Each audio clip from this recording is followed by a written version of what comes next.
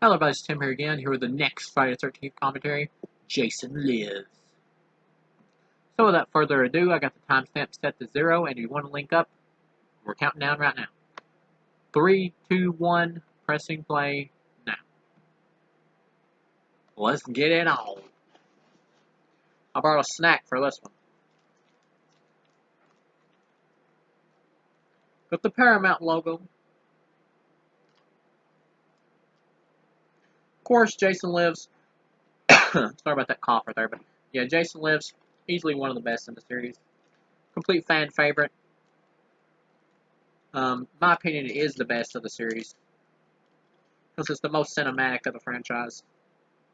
It's treated like a full-fledged movie instead of just like a B-movie slasher of a low budget. Also feels like the best production values of the series, at least in terms of the cinematography and stuff, to me.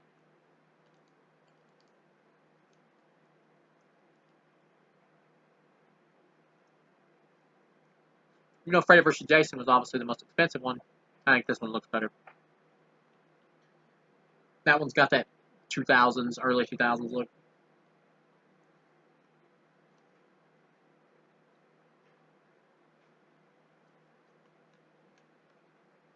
We got a Horseshack from Welcome Back, Kotter, baby. Tom Matthews, my man.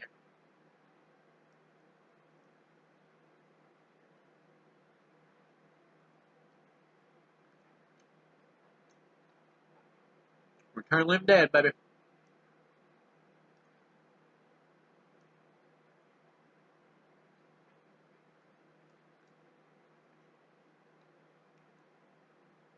Yeah, John Shepherd from Friday 5 was originally supposed to be Tommy in this. I'm not sure how that would work. It's hard for me to picture him in this.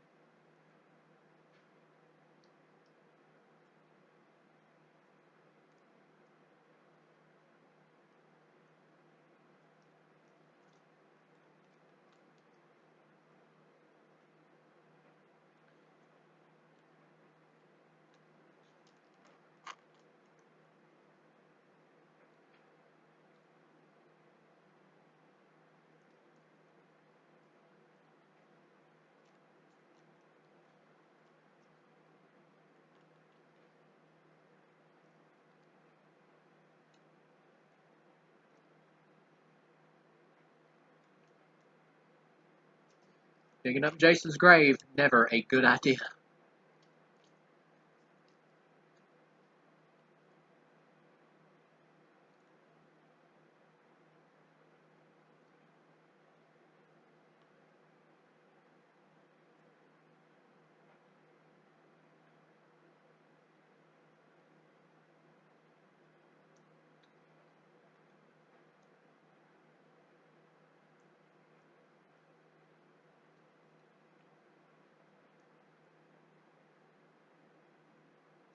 C.J. Graham is great in this. I would say he's my favorite Jason up until this point.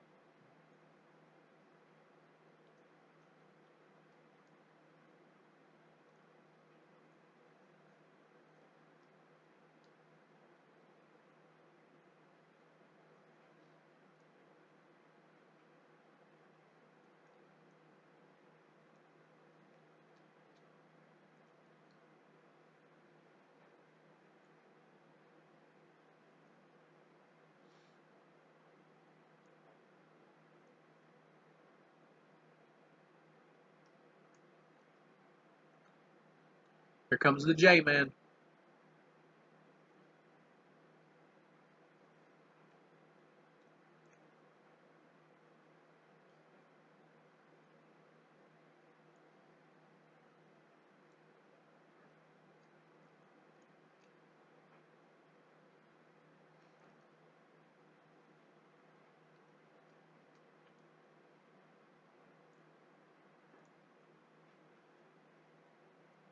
Tommy was courteous enough even to bring the mask.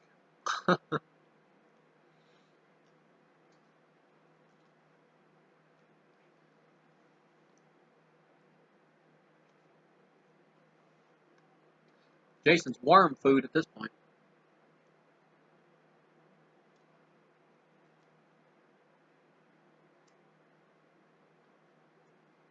This movie pretty much ignores part 5, but you can still put it into the continuity if you want to. Just say Tommy got back on his feet.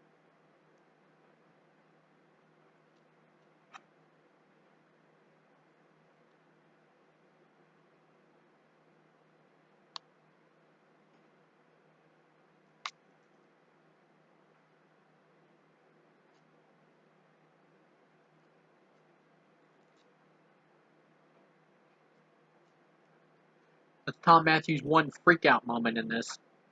Tommy in this is pretty much the hero,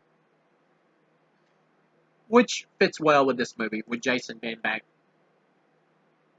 There's no reason to have Tommy play like the psychologically damaged role up again. Because, well, obviously Jason's the killer here.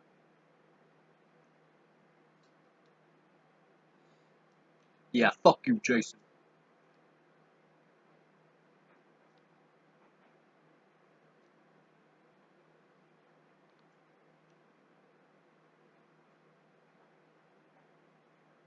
Uh-oh. These kids learn nothing from Frankenstein. Do not stab a metal rod into a corpse.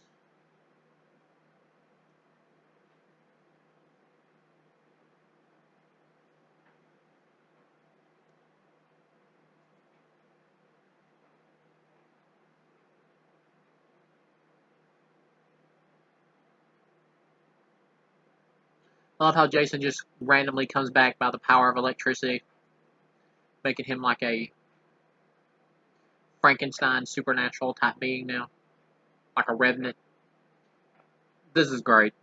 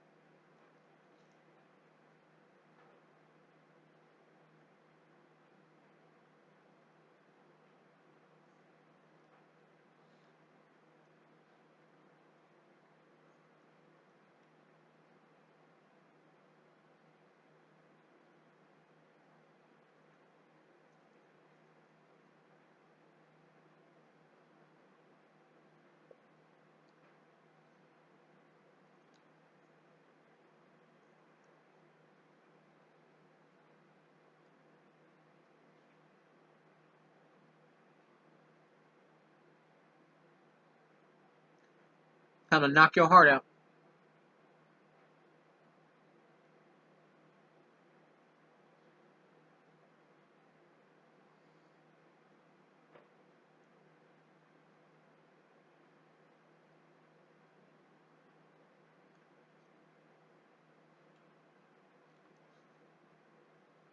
I like Jason's look in this too, with the workman gloves he gets from Tommy, and the utility belt he gets later. This is like survivalist Batman Jason in this one.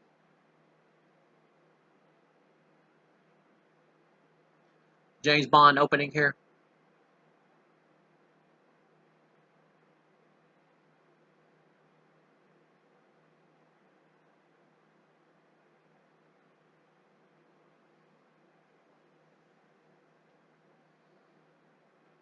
I love this. This opening is great.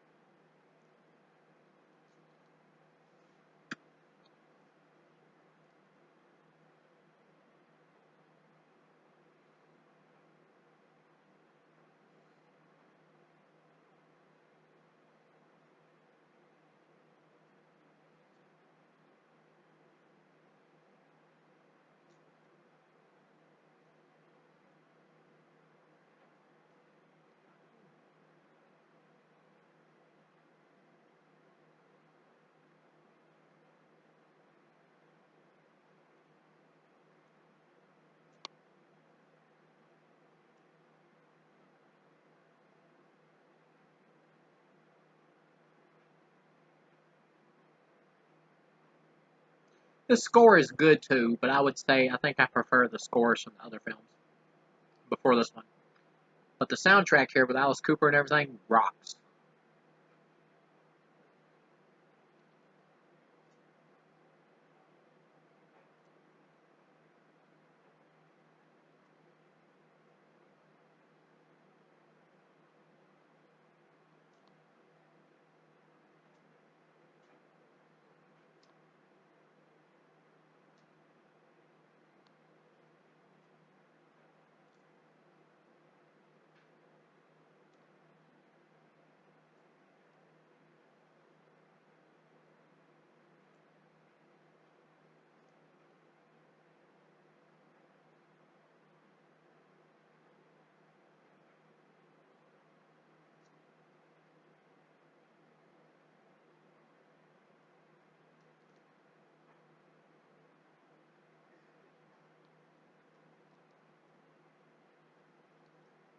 I love the sheriff in this as well. He comes off like such an asshole. But the actor, though, does a great job. And by the time he dies in the film, it almost seems surprising because he's treated as like a very huge, important main character in this movie. So him dying at the end, it is kind of surprising. And it's the best death in the movie. He goes out like a badass, too.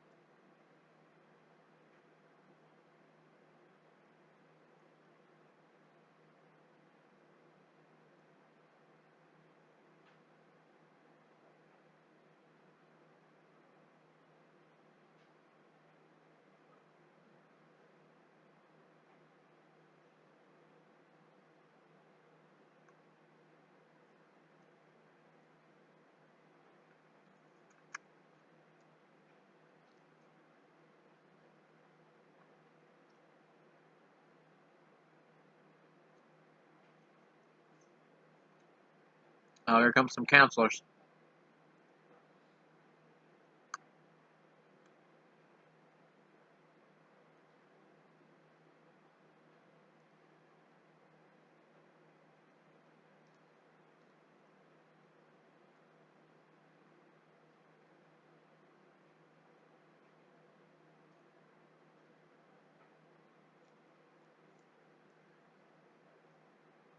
Including Tony Goldwyn from Ghost. This was before Ghost. This was 1986. Not sure when Ghost came out. But he finally returned to horror with the remake of Last House on the Left. He was good in that.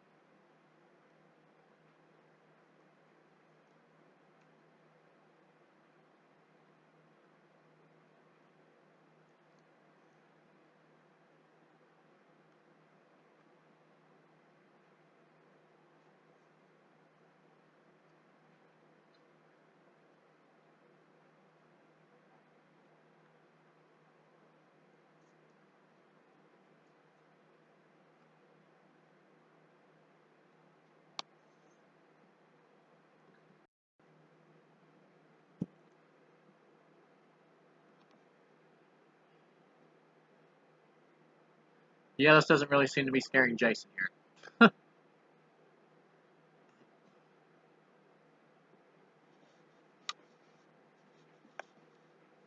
Well, he flattened their tire. The interesting thing here is that Jason didn't really seem to be coming after him. I mean, he was standing there as like a guard for the way to Crystal Lake. But had they turned around and went back, I'm assuming he would have just let them leave, as long as they didn't try to get to Crystal Lake. Of course, there has to be a gully with some mud so they can't get away.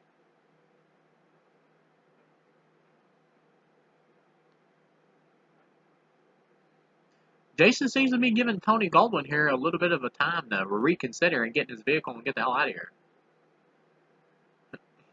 I think I would have taken the option of going back to town. I mean, if I had to, I would have ran into Jason. But this car is so freaking puny. Feels like Jason could have just stopped it with his bare hands. And goodbye, Tony Goldwyn.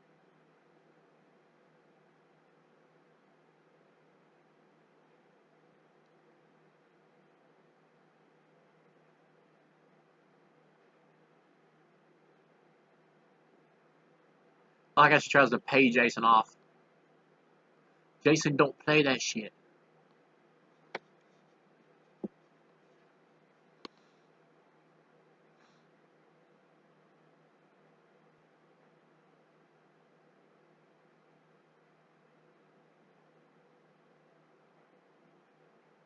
Oh, snap. Through the mouth.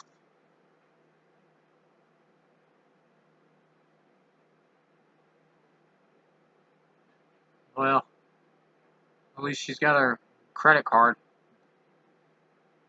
Of course, as director Tom McLaughlin always talks about on the commentary for this movie, how somebody in the theater shouted out, "Don't leave home without it," because based off them old commercials that used to come out back in the day.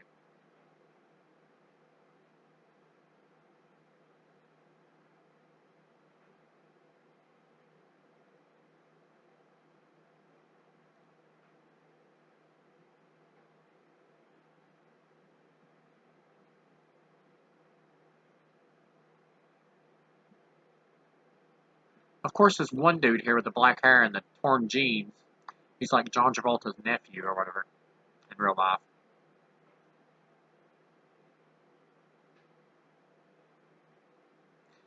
This is the best Friday the 13th movie, in my opinion, or Jason flick, whatever you want to call it. But in terms of the movie itself, it still has some flaws. There's no nudity in this flick, first of all, and that is a little watering the property down a little bit. That is kind of a mistake. The last film was kind of overloaded with the nudity um, in place of the kills. It's better to have like a balance. But the fact that this film has no nudity at all does feel a little bit like the balls have been chopped off a little. But the movie makes up for it by being so stylish.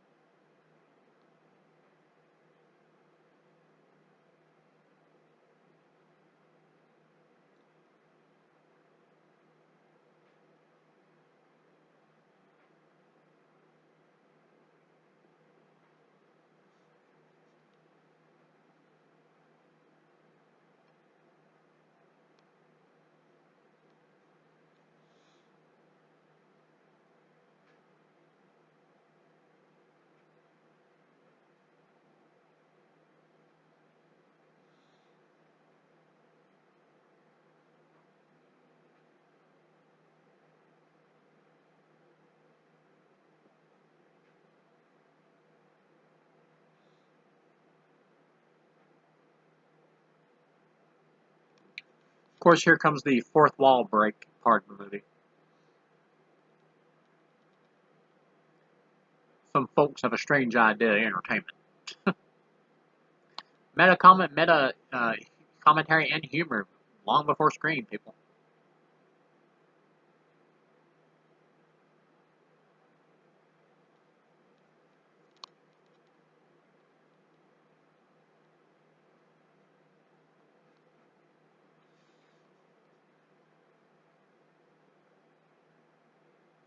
Of course, the caretaker was supposed to live in the original version of this movie, and it's supposed to end with Jason's father showing up, but they didn't want to go that direction because Frank Mancuso Jr. or whatever, who's like the head of Paramount, I believe, at the time, he didn't want to be pigeonholed or whatever into that situation of having to explain or how to deal with that in the next movie, because he would have to follow that up. So, what do you do with Jason's dad? That would make sense in context of the movie. And I mean, that makes sense. Because anytime you try to add like more story to these Friday the 13th movies, a lot of fans reject it. They prefer just the more simple, like feel of the movies. And by the time you get to part 6, you've pretty much got a formula going. So why mess it up? At the same time, though, I would have loved to have seen Jason's dad.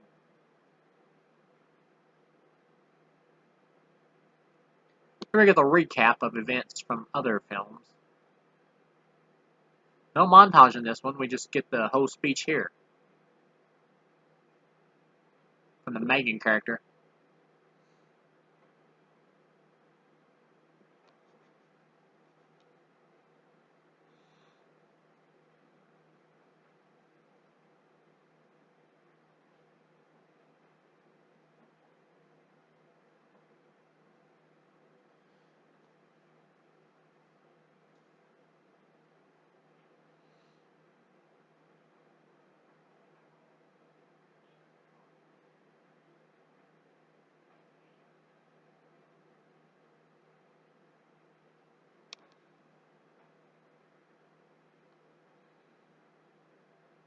Here comes the obligatory paintballers.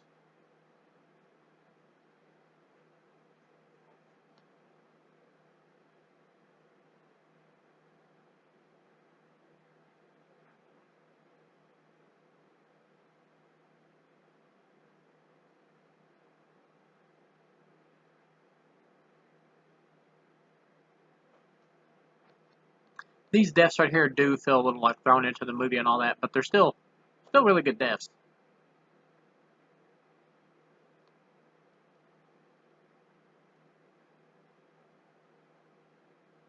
Like how Jason's just like ninja watching them in the background.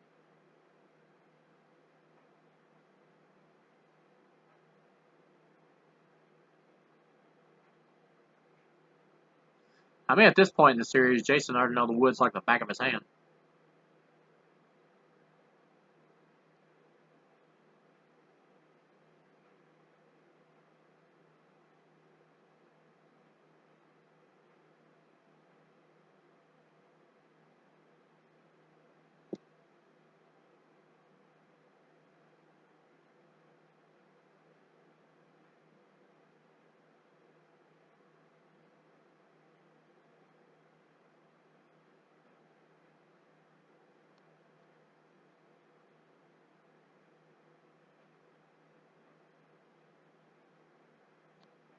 Of course, we get the gag here where they're wearing headbands that say dead.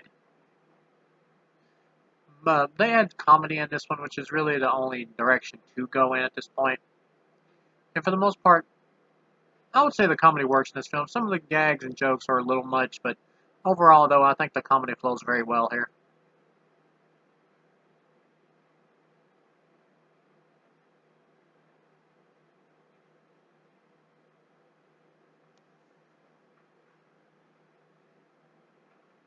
Oh shit, Jason just killed a misogynist.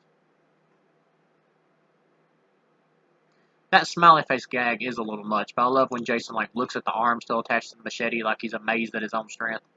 That is funny.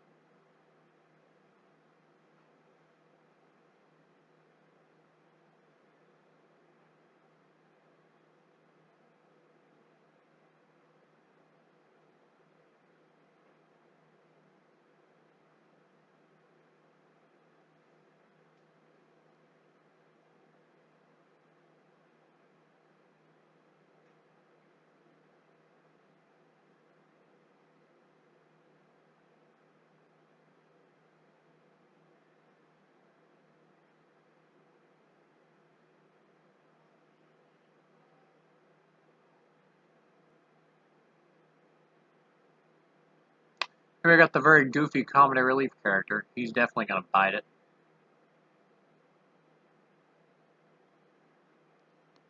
No practical Joker in this one, and there wasn't one in part 5 either. I kinda missed that.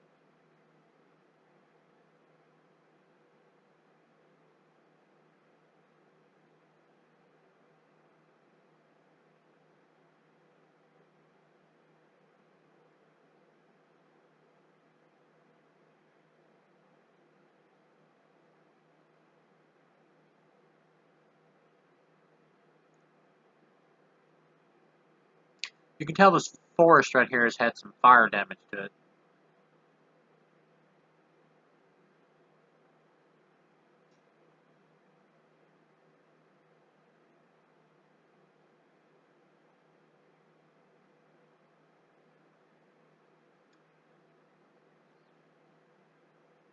Oh shit, it's the J-Man. Triple decap, baby. That was awesome.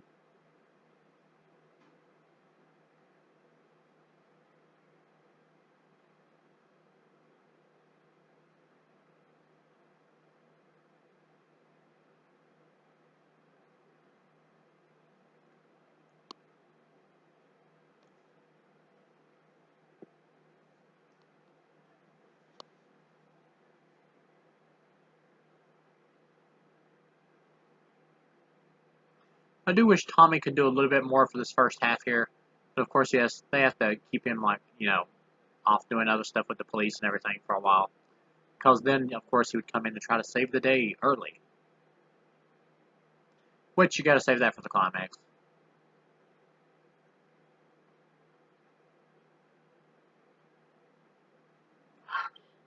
Speaking of Tommy, here we go. Tommy action.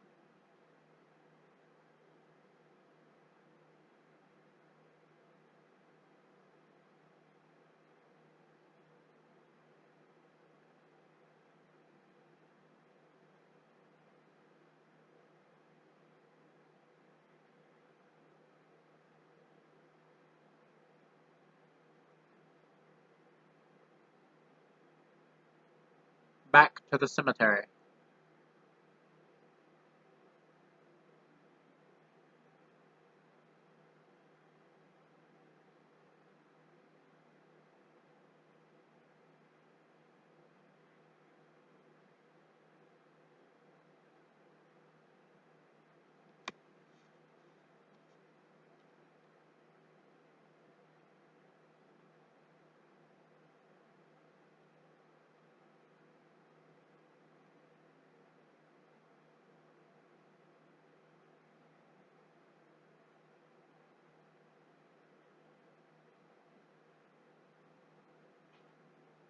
Here comes one of those famous lines of the movie. Wherever the red dot goes, ya bang.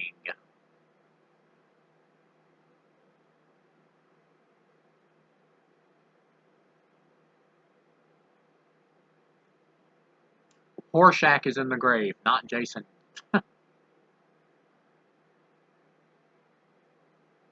Oh, Rick Cologne here, the deputy, has got his giant ass scope.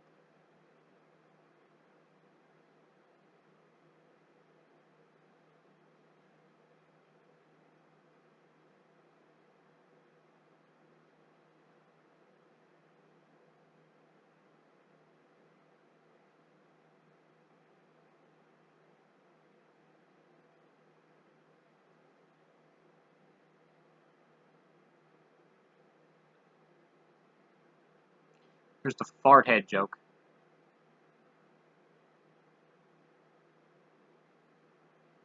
That's a little much. The joke about thinking I'm a fart head, then cutting to the kids going, yeah, that's a little bit too campy for me.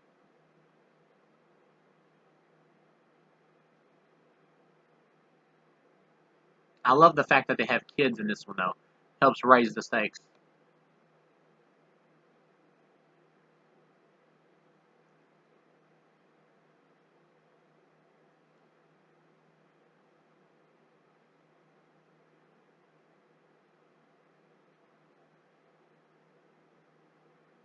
I love this guy's Indian story here from the court character.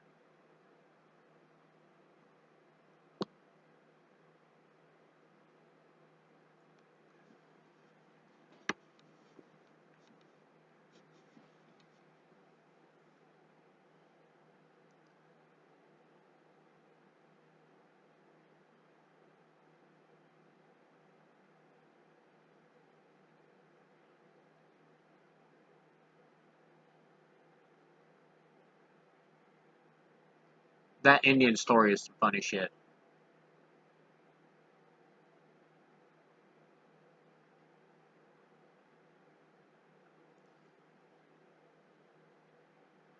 Well, I was about to say we haven't had kids in one of these movies since part 4, but can't forget Reggie the Reckless from 5.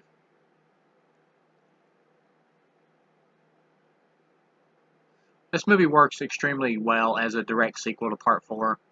It doesn't really work as well when you put it in line with part 5. Like, part 5 feels, even though I don't hate that movie, as I mentioned on that commentary, it feels really out of place in between these three in terms of the Tommy trilogy.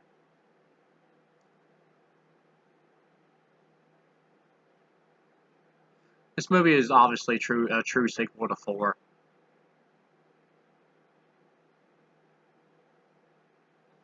There comes the caretaker.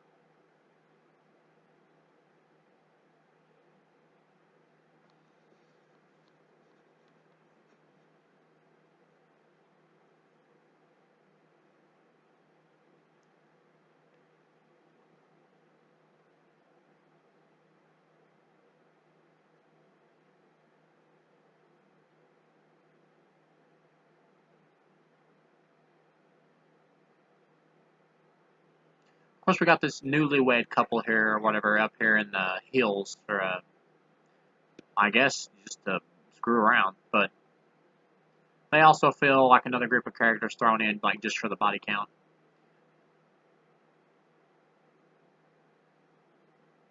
I believe both these, I believe some of these kills they were thrown in just for the body count, just specifically for reshoots, because the studio wanted more deaths, and I can understand that. I like the caretaker's death here, though, by his own alcohol bottle.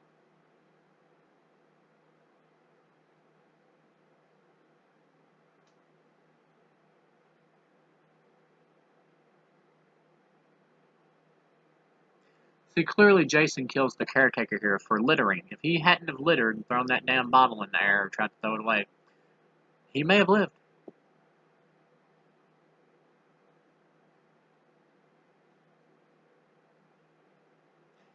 Oh, he didn't hit the ground. Jason said, "Oh, you littering bastard, you get it? Ah, to the neck."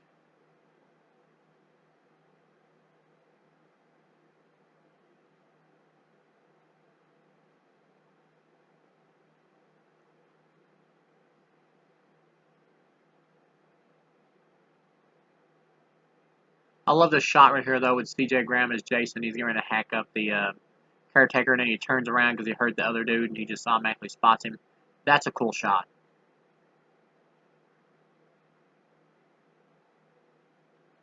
This Jason is like Super Jason. Some people call him Zombie Jason, which I get, but really, not everything that comes back from the dead is like automatically a zombie. In terms of like actual, I mean, if you want to add logic to it, he's not really a zombie. He's much more of like just a revenant or just a monster. He's not a zombie. I mean, every reanimated corpse, I don't think, is considered a zombie by most people. Because the character clearly does not behave zombie-like at all.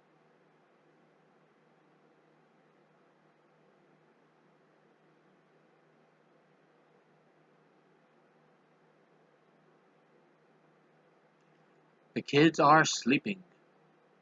We got some hamsters as well. One on a wheel. I like that Jason's just like making his way casually back to camp and killing anyone that's in his way on the way there.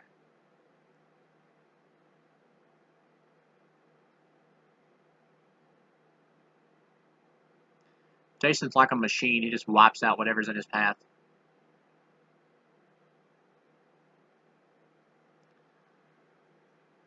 Here's the invention of the Friday the 13th card game.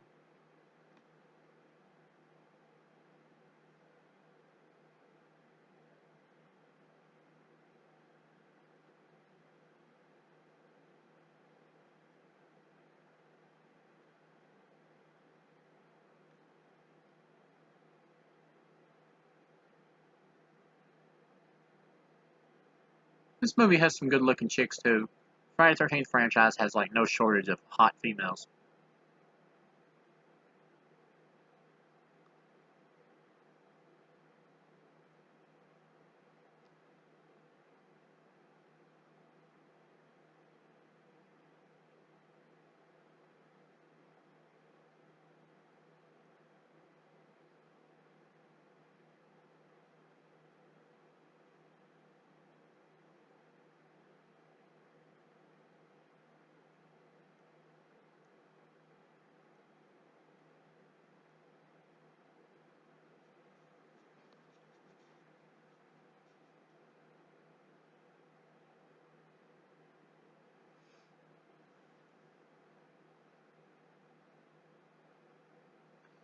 Of course, we got the little girl here, the character of Nancy, which coincidentally is having nightmares. But I think she was actually named after the director's wife at the time, instead of Nancy from Elm Street.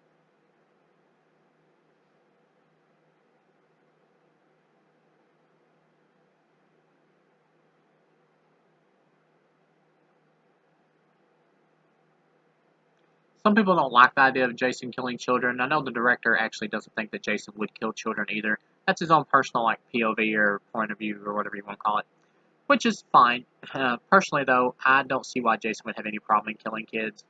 He never had any like child friends when he was little. Obviously, he was a kid that was most likely picked on by other kids. Why would he care? I mean, It doesn't really make much sense. I mean, you can say Jason might see himself as a child and connect with another child, but really, I think Jason would only really connect with a child that was similar to himself.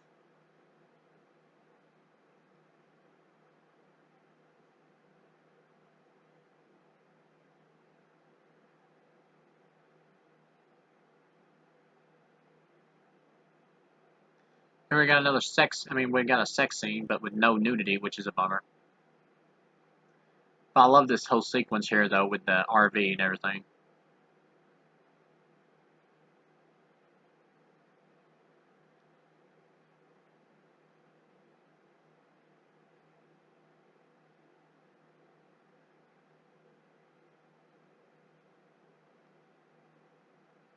Jason said, cut that shit off.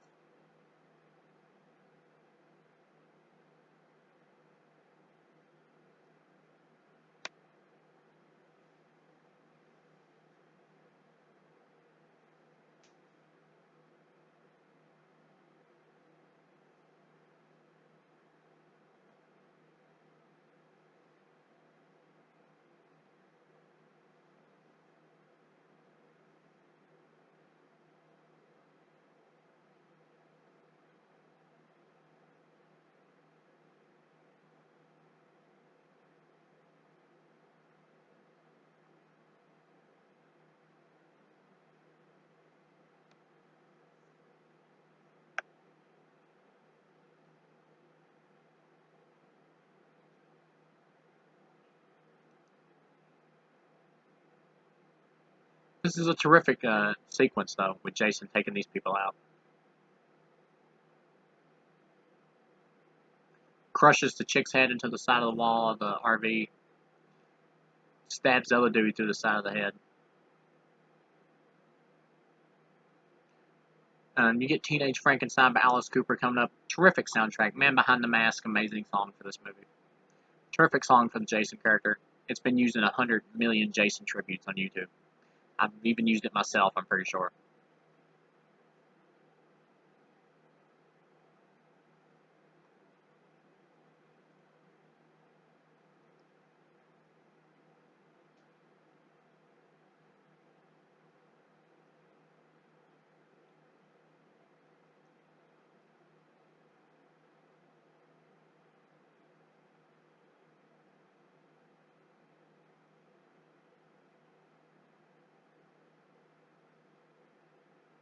I feel like I've seen this chick here in another movie.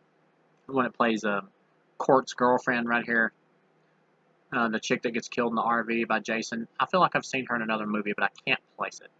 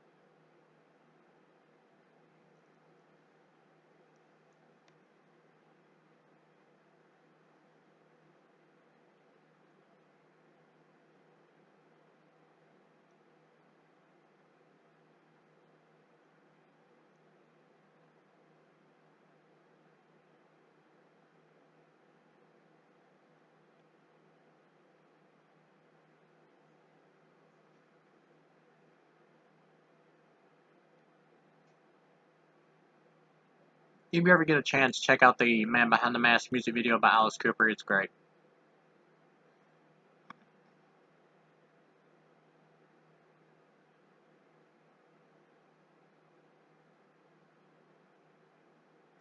Yeah, like stuff like this whole sequence right here just really elevates this movie above the others because it feels like so much more cinematic with this big sequence with the RV and it flipping over and everything coming up.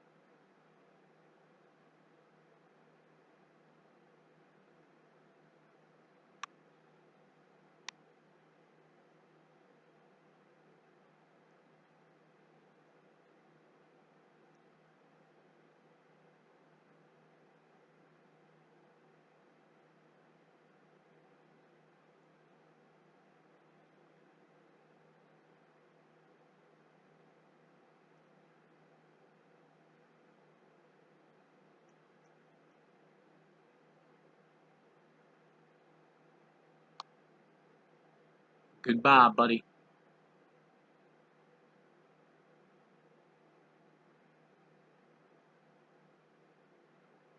Oh, snap. Knife to the head.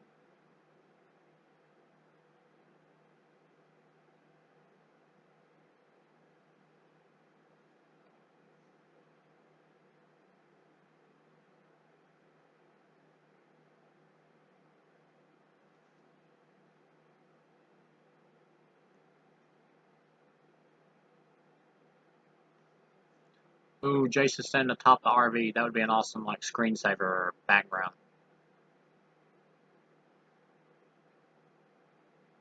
It's a great shot.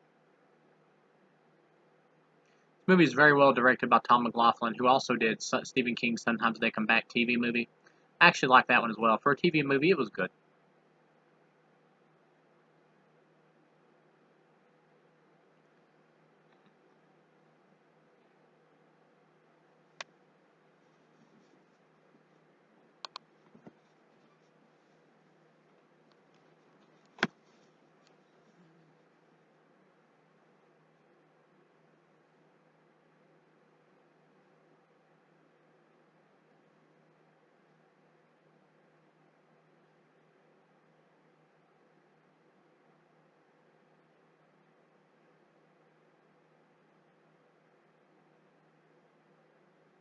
Jason takes out the whole police force in this one for Forest Green. They changed the name from Crystal Lake to Forest Green, and then they change it back to Crystal Lake again in the next movie, which is pretty funny.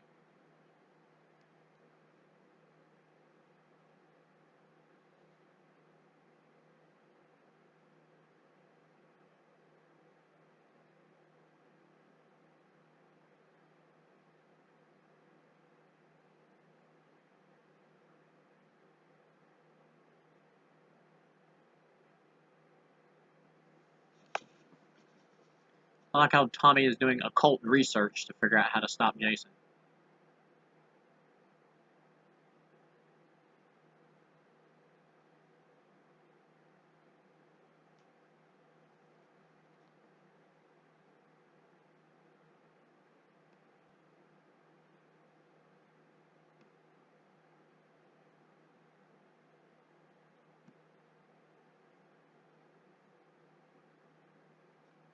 Here in this scene, they keep cutting back to Megan in the sheriff's office, trying to make you think that maybe Jason will show up there because he's walking in the woods. But it's just like a fake out, of course, just to give the audience some tension. Because Jason's like way at Crystal Lake, and the sheriff's office is in the middle of town, so he ain't coming there. He has no reason to. Jason only cares about the lake area.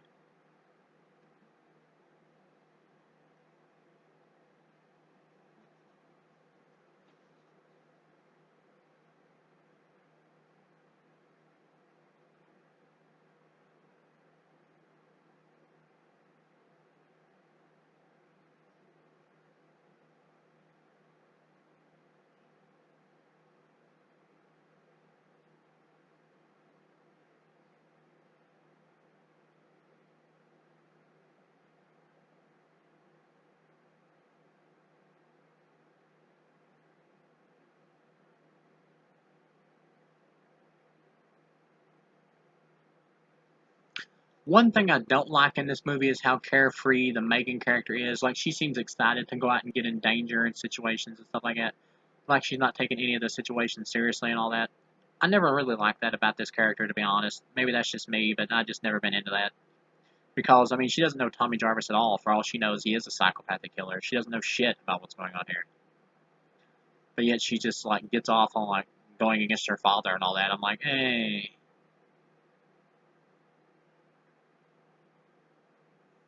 Like, it almost doesn't even seem like she actually likes Tommy. It seems like more like she's just getting involved with him just to piss off her father. And that's just something I never liked about this character, to be honest. Even though I think the actress is doing what they want her to do.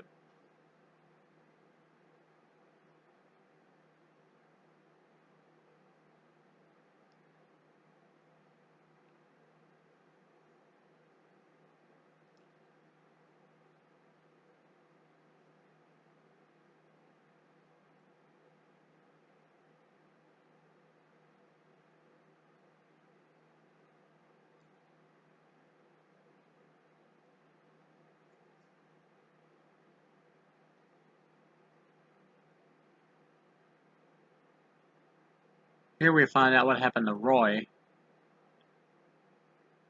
the comedy relief paintballer.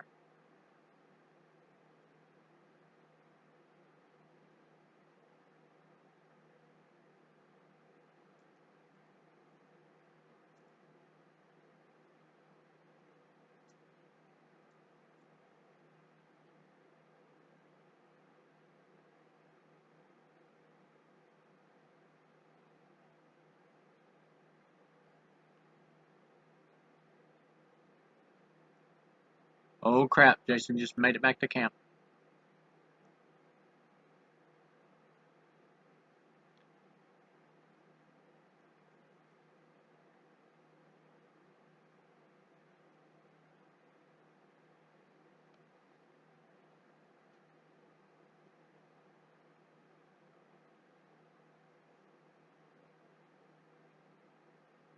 Jason makes it back to camp, and the first person he kills is the black chick. For shame, Jason. You're falling into a cliche.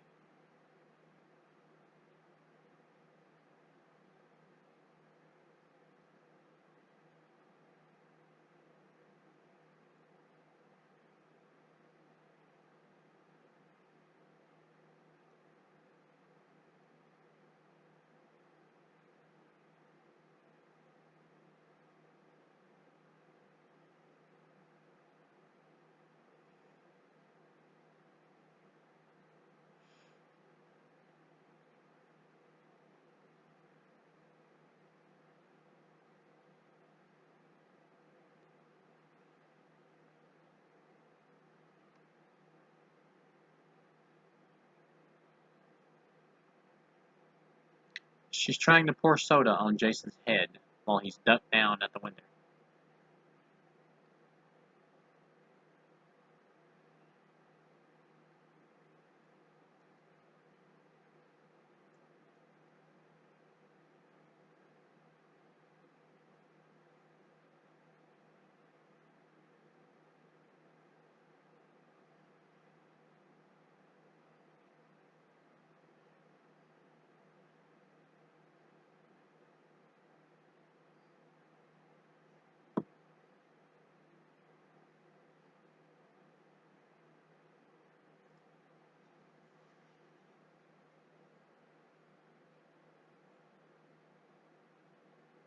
Of course, at this point in the series, some of the camper characters and all that, counselors or whatever, they all do seem a little rote at this point. But it's so fun to watch them get slaughtered by Jason.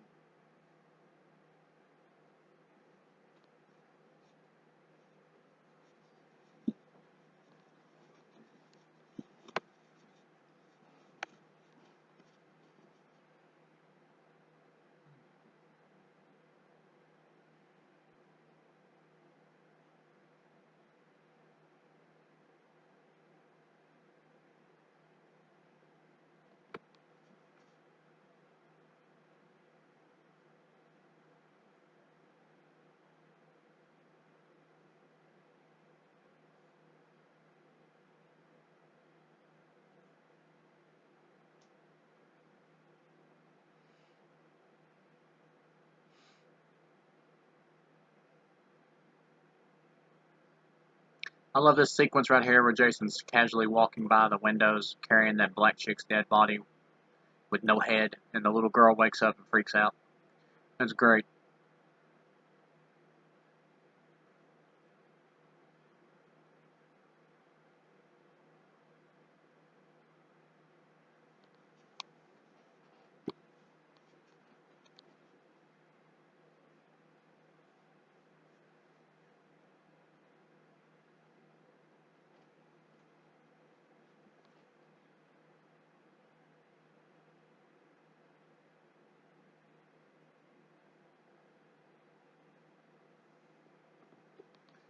This car chase right here is very well done sequence, but it does feel a little bit extraneous on the movie. Like it doesn't. You probably could cut this, and it wouldn't really matter.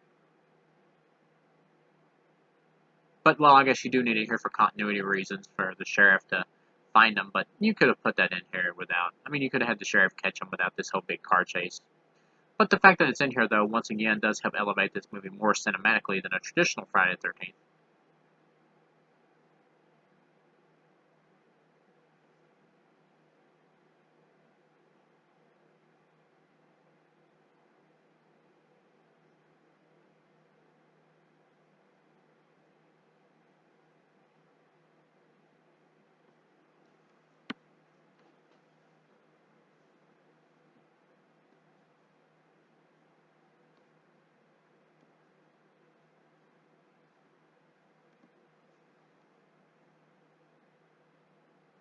This movie does feel a little bit like it's going for a bit more of a mainstream audience, which kind of does take away a little bit of that old school Friday flavor that I liked about the first four movies.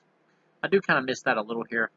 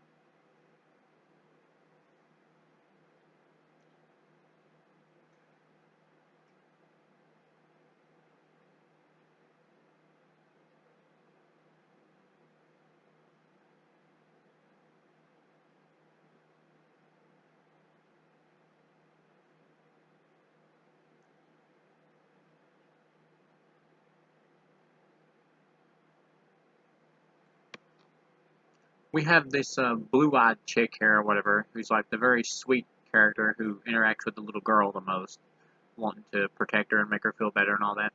She's a very heartwarming character, and she could almost be the lead of the film if you took out the Megan character. This character could be the lead of the film, but they kill her off in the most brutal death of the movie, which really helps like amp it up, even though you don't get to see the whole death because it's done in the cabin. But that really amps the movie up, though.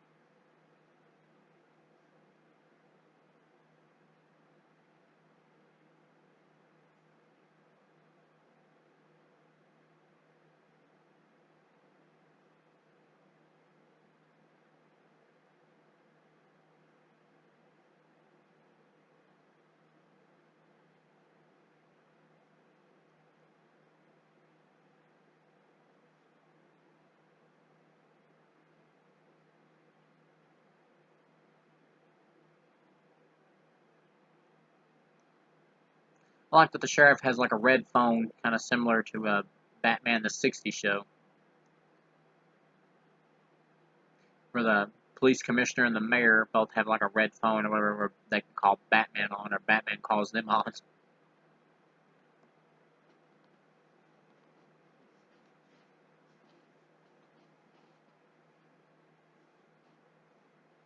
Okay, Flash, into the cage.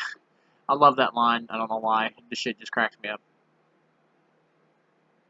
I love this sequence right here coming up too, where the chick raises back up from the little girl's bed, and you see Jason outside the window, and he like follows her, like slowly on the other side of the window. This is a really cool scene.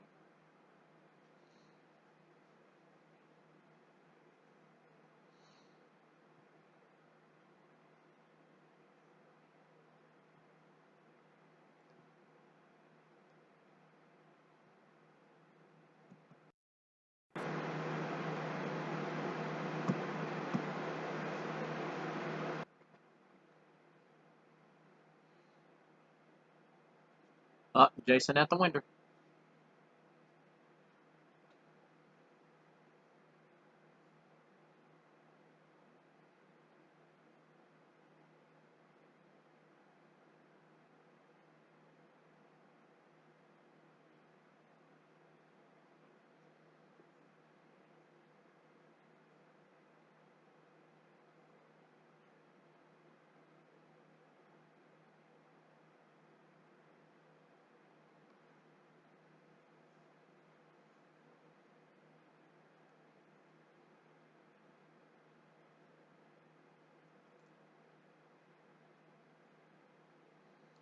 The thing about the Friday series is they're very like inauspicious series for the most part. They're not trying to like reinvent the wheel or anything. They just want you to have fun and give you a good spooky like adrenaline time, popcorn movie time.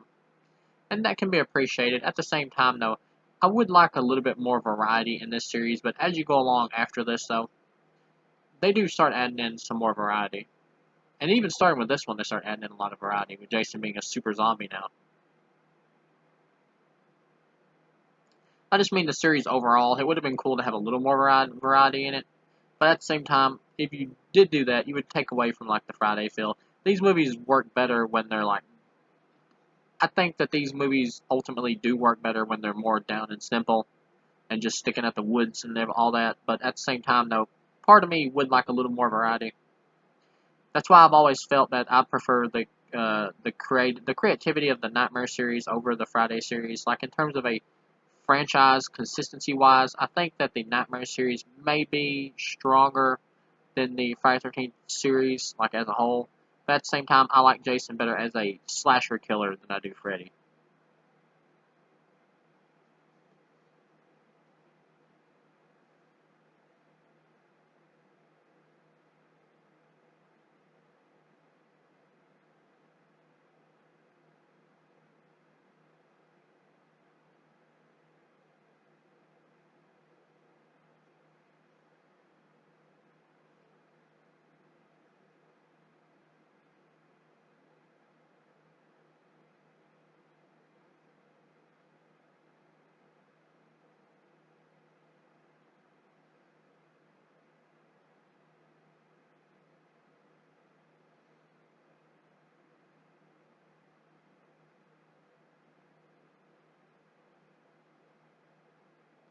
Oh shit, it's Jason! Yeah, this chick gets like a really brutal death. Kind of reminds you of like the aftermath of the scene in From Dusk Till Dawn where Quentin Tarantino like rapes and murders the chick or whatever. And you see the body laying there and the blood everywhere in the hotel room for a brief second. Cut to Deputy Cologne crushing the bug. He killed a roach. At least I think that was a roach. This actor who plays the deputy here was also in Shocker, which is pretty funny.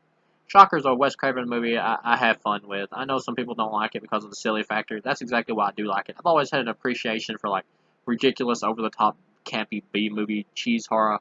Shocker fits that. It's fun.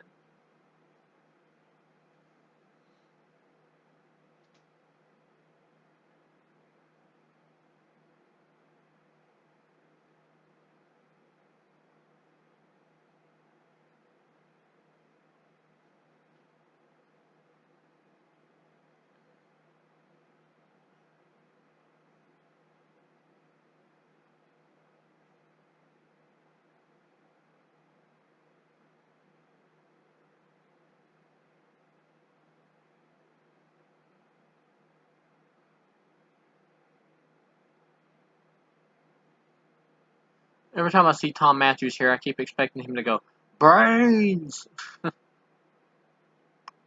I still got Return of the Living Dead on the mind. Of course, he was also in part 2.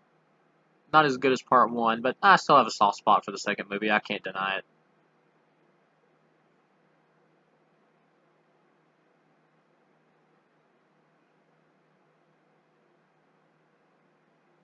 We got the cheesy romance kiss scene here. Once again, some of this stuff like this right here, I mean, I could have just done without. I just don't need it. I guess it's partially because I'm just not a big fan of the Megan character. Once again, the actress does fine, but she just seems like she's got the hot pants to the whole movie. Like, she just wants to do stuff to just piss off authority figures. but that she doesn't actually believe in it or whatever. Just like one of those girls who pretends to be the bad girl or whatever, just so she can like piss off her dad or whatever. And I'm like, grow the fuck up. I love that repeat of that line though. Wherever the red dot goes, ya bang. That is funny. Oh, Tommy's busting out of jail.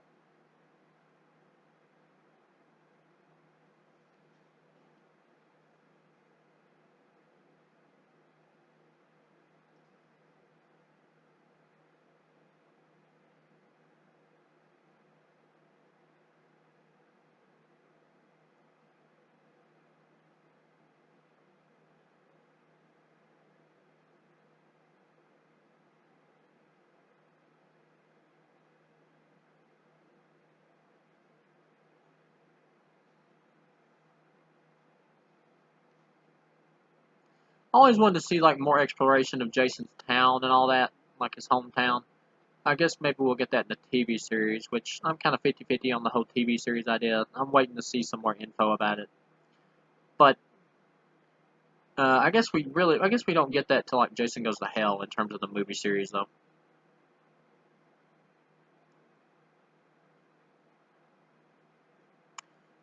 Of course, Tommy's plan from reading the occult books in order to stop Jason now that he's back from the dead or whatever is to put the chain around his neck, return him to his original resting place where he drowned. Okay, in part two, they hint at the fact that Jason didn't drown and that he survived and grew up in the woods. This movie, Tommy Jarvis clearly states that Jason did drown and did die in the water. So, once again, they're retconning continuity that they kind of hinted at in an earlier movie.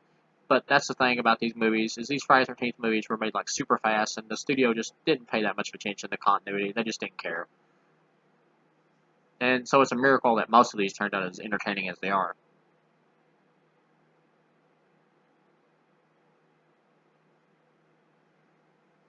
But to be honest, I prefer the idea that Jason did just drown and that he's always been like some type of super rage zombie or whatever, or revenant creature. That's always been more appealing to me than the idea that he did survive his drowning. Because Jason always seems somewhat superhuman in all these films. So, and now that he came back from the dead twice, he's just more powerful than ever. That's just the way I interpret it. But truthfully, you could go with like any kind of like continuity type thing or whatever you want in these movies that you want a personal headcanon because they never clearly clarify anything until Jason Goes to Hell. I love this stare down right here of the little girl though.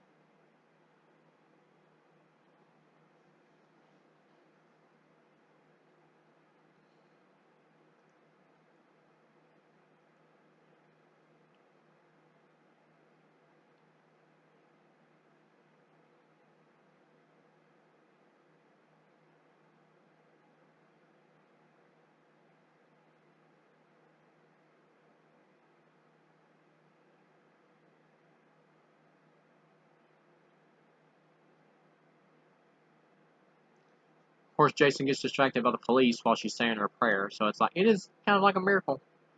You know, Jason might have killed her just for noticing him.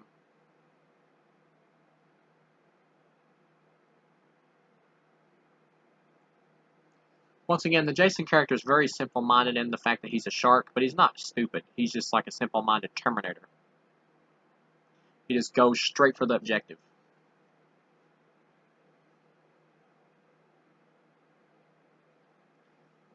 Here's where we get a sneak peek of inside the room where Jason killed the chick inside the cabin.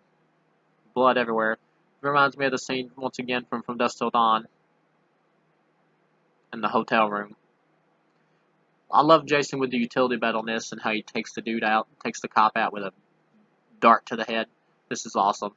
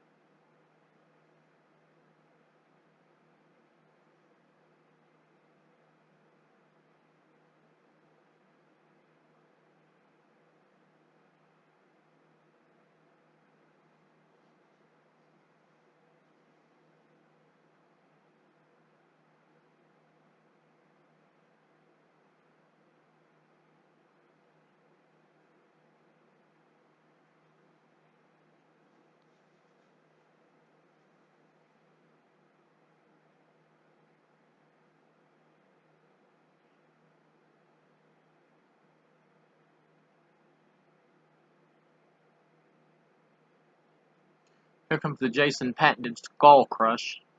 Not as cool as the wire thing, or eyeball with a wire attached to it coming out from Part 3. The Skull Crush is still pretty cool, though.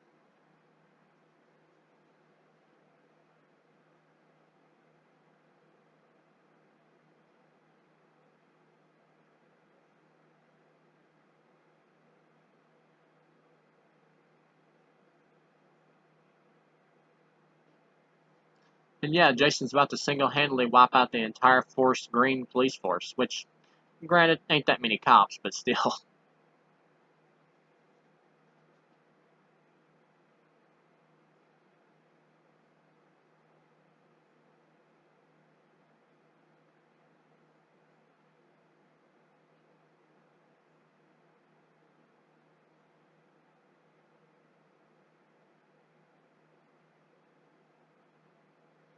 Oh shit, it's Super Jason.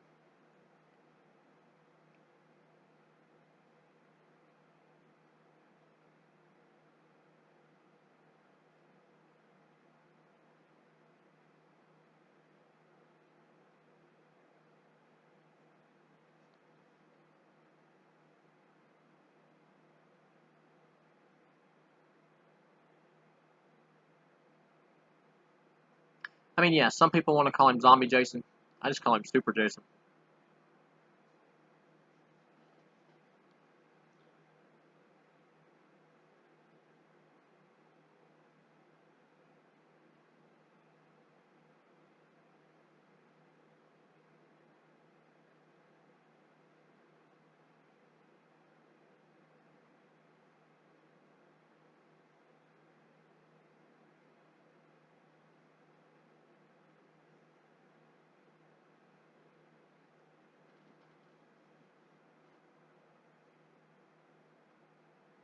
One of those little girls had a Raggedy Ann doll, which is actually the real version of Annabelle from the supposed bullshit true story. Yeah, for those that don't know, the actual Annabelle was really a Raggedy Ann doll. The real doll was. And in the movies, they make it into this real creepy looking vintage type doll. Because Raggedy Ann just would not be scary. Oh, showdown between the sheriff and Jason. Wow. He flipped around Jason right behind his ass.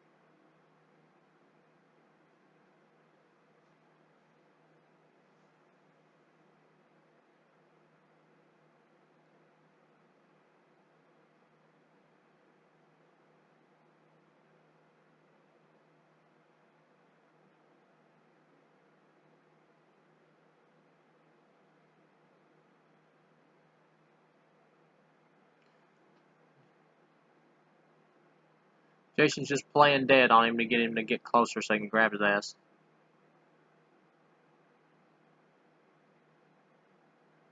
I like how Jason raises up, though.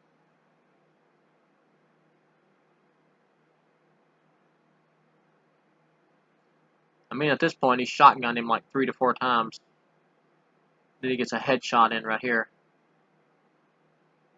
And that don't work either.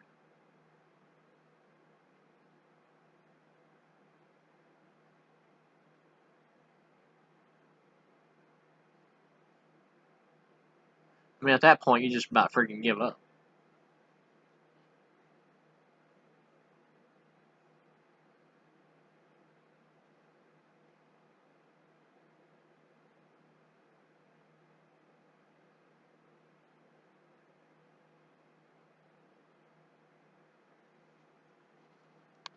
Luckily, Tommy's here.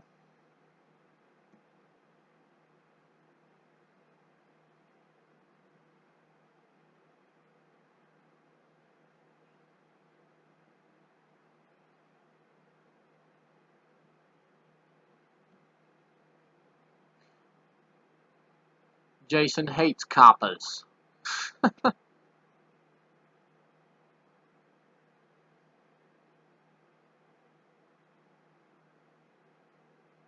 This is a great fun final showdown here out on the lake. In part 3, the lake just kind of looked like a pond, like a muddy pond.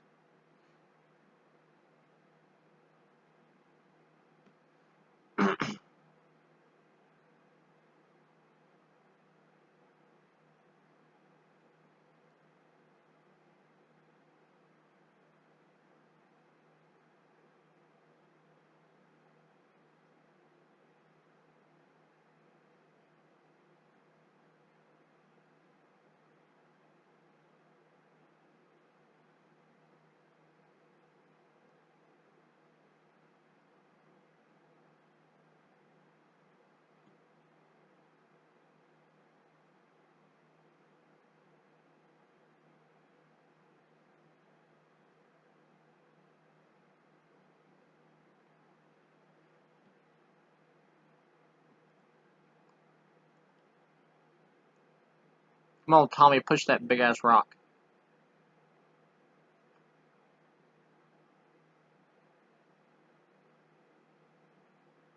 I like that Jason put the head of the decapitated victim into the squad car. The black chick's name, the character name is Sissy, I'm pretty sure. Yep, out rolls the head.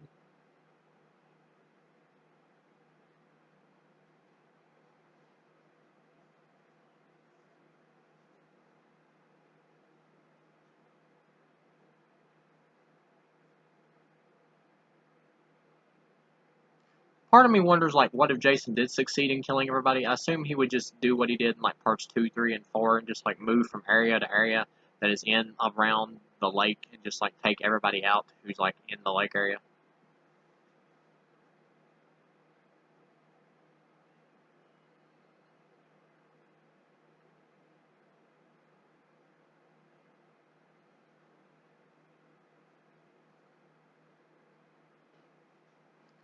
I love this fight here. Of course, the sheriff jumps Jason from the back and gets the drop on him. Starts beating the shit out of him, too. He does a pretty good job kicking Jason's ass for just a few seconds.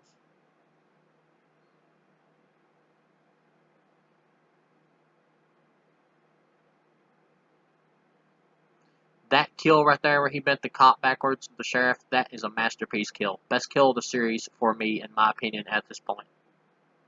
That was awesome. And yeah, I actually felt sorry for the sheriff dying. He was trying to save his daughter, so he went out like a beast, but still. If this movie had been rewritten, that sheriff could have been the star here. And I just think it still would have worked. But I'm glad that Tommy is the star here, because after part 4 and 5, if they're going to bring Tommy back, he has to be the star.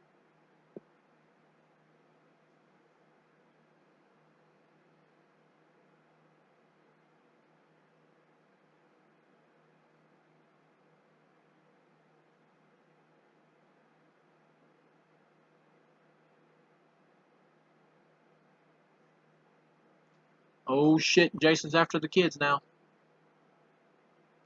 Till Megan shows up.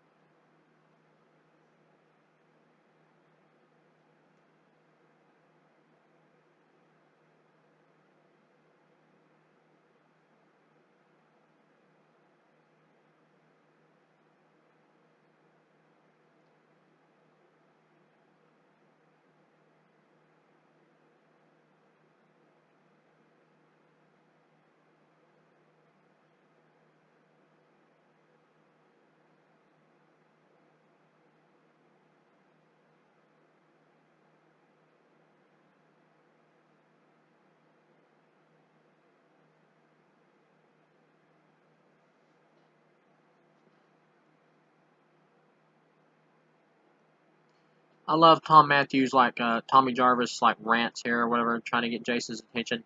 Hey, asshole, come on, chicken shit. This is so funny.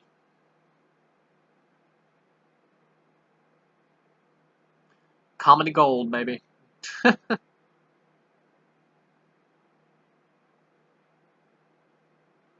Come on, you pussy. That's hilarious.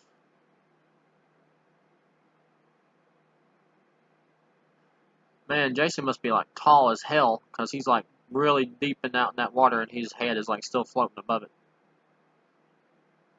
Now, that water must definitely not be that deep.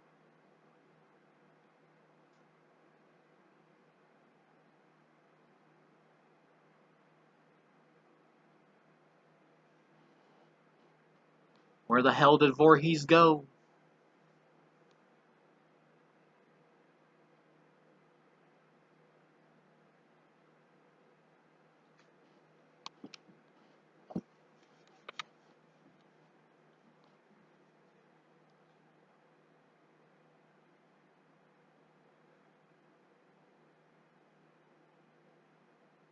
You can't escape the J-Man.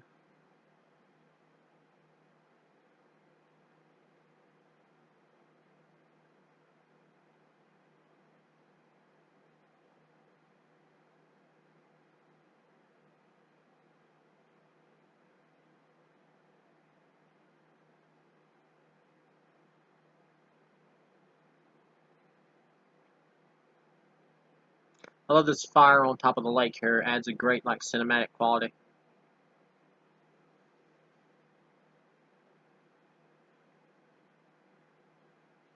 Of course, that means Jason can only come up in like one limited area now.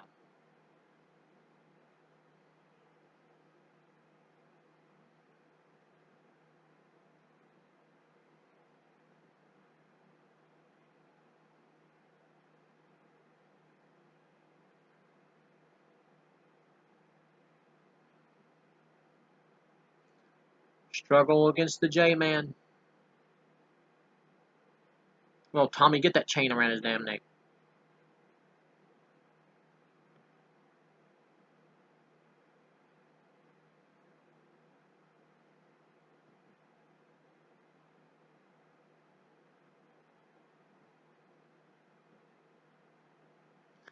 Oh, Jason's gone again. Where is he?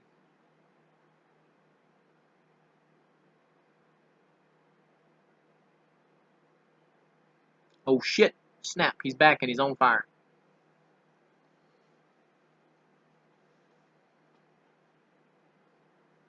Yeah, easily best Jason up until this point.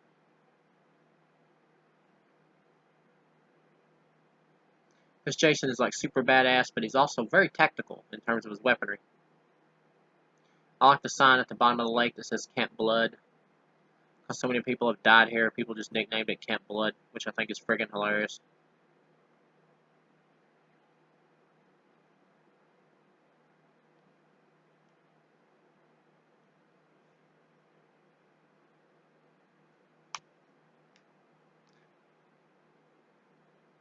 Oh, he's strangling out Tom Matthews.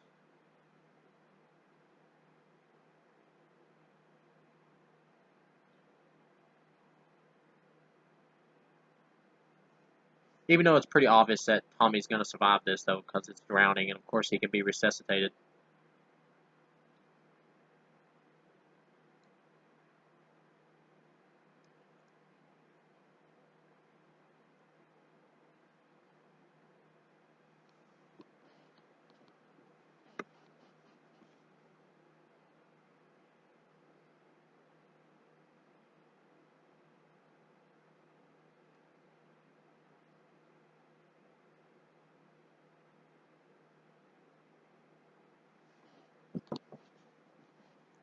I love how Jason just keeps coming in these films like the Terminator.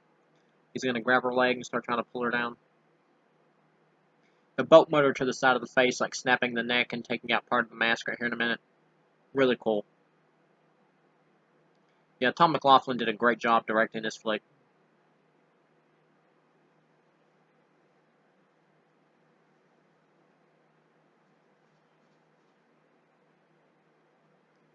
I don't really buy, though, that Megan, like, actually loves Tommy or whatever. Like, they don't really sell that in terms of this movie. But it's cool, though, that she gets in on the action, too, here at the end. She's okay, and the actress does a good job, but character-wise, I'm just not really into this character. I never have been, to be honest.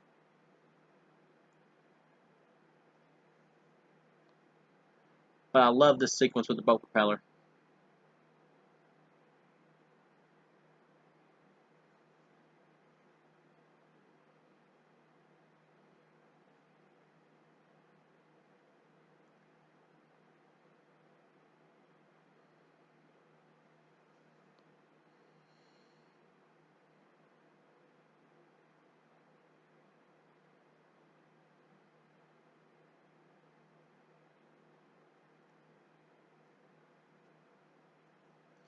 Ooh, that's awesome, how the blood comes up with the leaves and shit mixed in with it. But it snaps his neck. That is cool.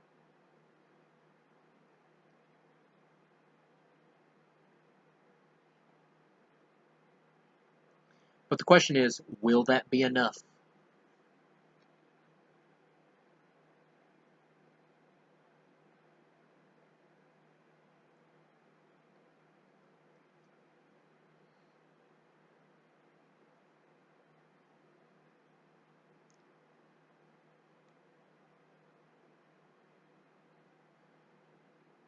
Breathe, damn you, Tommy, breathe! You survived 2 movies. Make that 3 now. He's breathing.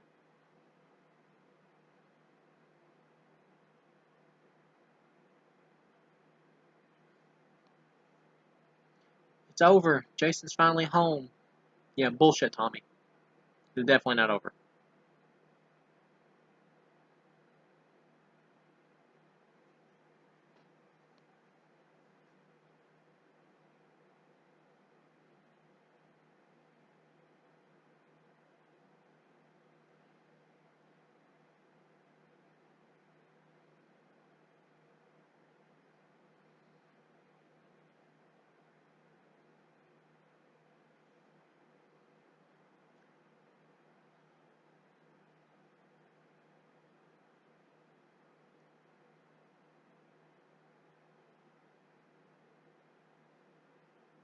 Oh, here's Jason. Let's see if he's dead.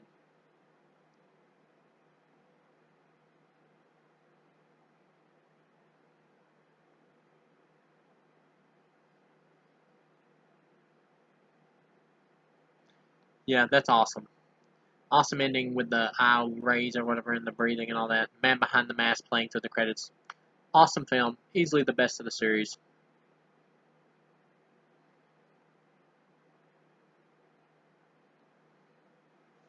I would say I would put part 4 at second best at this point. Yeah, terrific movie. Thank you guys for watching and listening to this commentary.